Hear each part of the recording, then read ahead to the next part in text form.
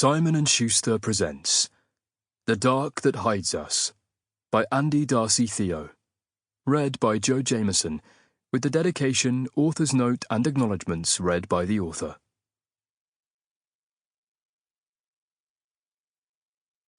For anyone who has ever felt like giving up, but was too stubborn to quit. Author's note. This story is one of battle, a battle to persevere, to seek light, even when all we see and feel is darkness. It is a battle that many of us will face, or have faced already, at some point in our lives.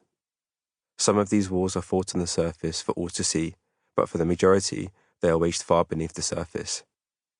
If there is one thing you take from listening to this book, it is to ensure that, no matter how fierce the opponent, you do not yield, and should you fall, you get back up and continue the fight.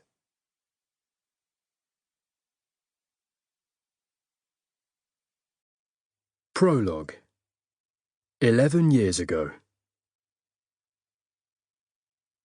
Blaise Ademola's parents were certain their son was the happiest and bravest boy there was, completely and utterly fearless.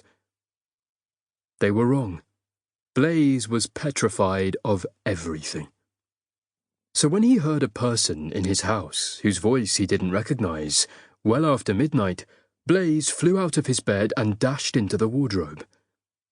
He pulled the door almost shut, plunging himself in darkness, save for the small nightlight in the corner of his bedroom, which illuminated the walls with an orange-red glow.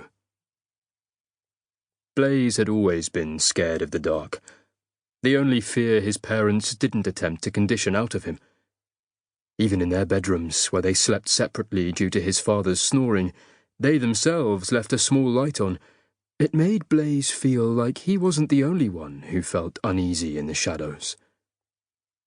Everything else, however, all of Blaise's other fears, those were things they did not stand for. Most recently, his mother had caught him squirming at the sight of a dead pigeon on the side of the road. The next day, when he came home from primary school, there it was, its bloody entrails sprawled out on the patio garden. Blaise had been forced to sit there and stare at it for hours on end until he said it didn't bother him anymore. Face your fears.